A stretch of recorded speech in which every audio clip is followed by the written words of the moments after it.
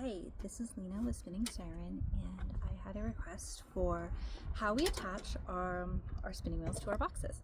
And it was a good one because I actually had not done that thought about that before, so thank you for the person who suggested that I do a video on that.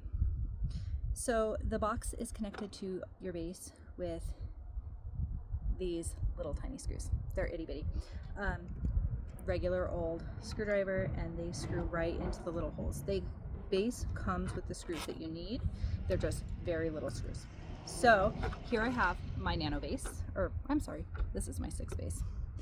And here's my 6. It has the auto winder already attached, and I was spinning, so it has some fiber. So to attach him, you are going to line up the, let me see if I can tilt this. You're gonna line up the little holes with the screws. They line up, and then you just slide it slightly over. That will secure your wheel to the base. If you feel like you need to, you can tighten your screws down a little bit. We try to get them to be, right about where you want them. But sometimes people might want it to be a little more firm. I will say that the one with tension knob is the hardest screw to reach. But otherwise they're very, very easy. So you just are going to slide it. So then if you want to change it or take it off your base, you just push it back. So again, push it back, and you can lift it right off. There we go. And I'll show you. Here is another base. This is one of our newer bases. So mine is the original base. Doesn't have any of the upgrades that our newer ones have. The cool thing about the newer ones is they have the tripod mount, so you can screw this into a tripod. This one also only has a single drawer. This is not a double drawer, but we're going to put that back in. So again, we're just going to put him right on the screws. And okay, this one's screws are a little bit too tight, so I'm going to pull up just a hair on those screws. I think it's this one right here. There we go.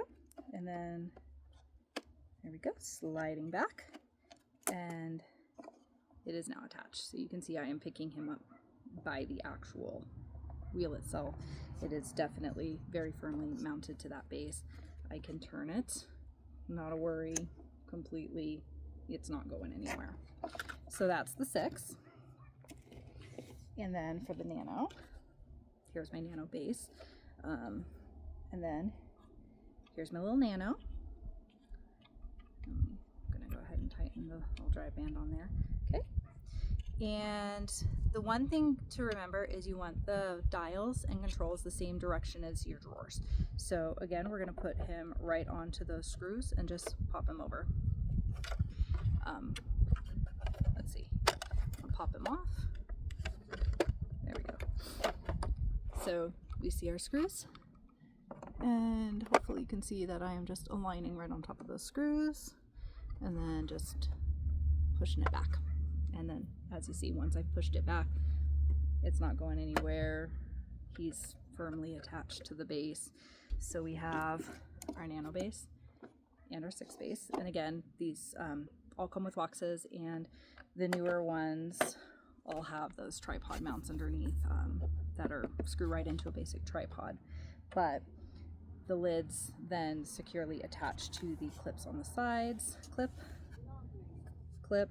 If we look at the pink base, clip. Who knows what I've got in my drawers.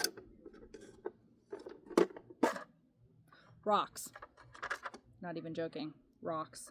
I tend to take it hiking, and the drawers are really great places to put rocks. I like rocks. They're fun. All right. I hope that helps.